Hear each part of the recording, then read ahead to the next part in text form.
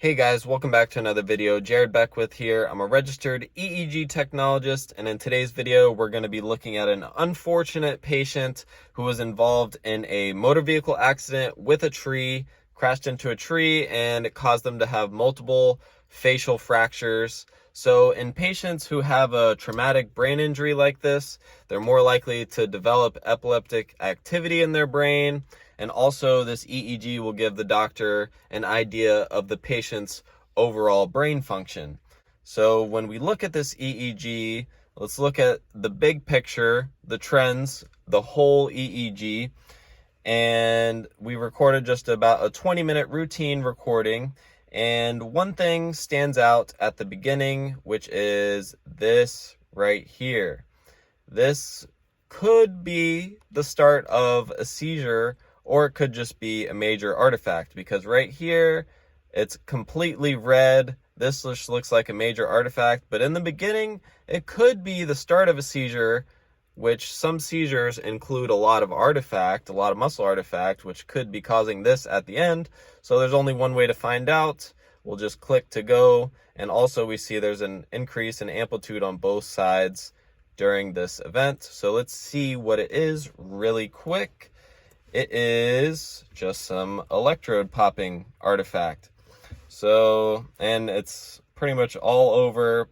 The patient is moving around causing this, and you can see in the electrode 01 here, the electrode's going crazy, but right next to it, it's relatively completely stable. This is how you know this isn't coming from the brain, and this is just either the electrode being touched or the patient moving around a little bit, and it is nothing more than just electrode artifact.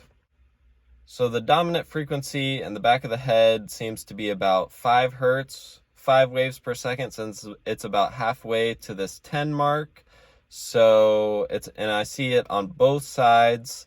It's pretty symmetric of an EEG, and we can scroll through it now, see if we can find any interictal activity, stuff that happens between seizures, because that wouldn't show up as well on the little color stuff.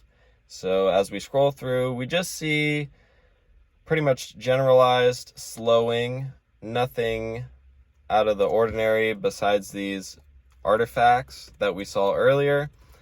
And other than that, it is just theta slowing. If we count it here, maybe 1, 2, 3, 4, 5 waves per second, maybe 5.5, 6 if we're being generous. So when you have only 5 or 6 waves per second, predominantly theta, PDR, posterior dominant rhythm, that's a bad sign if you're completely awake and not sedated. Very bad sign. More artifact. Yeah, you're going to want to be between 8 and 12 waves per second. You're going to want to look for an alpha rhythm, not a theta rhythm. More artifact. And this generalized theta pattern, more artifact in the back of the head. This theta pattern is representative of a general cerebral dysfunction. Pretty much, you don't want to get into a car accident and fracture your face. It's pretty sad that stuff like this happens, but this is the kind of patients that we take care of as EEG technologists, and also the neurologists that we work with. This is patient in a motor vehicle accident.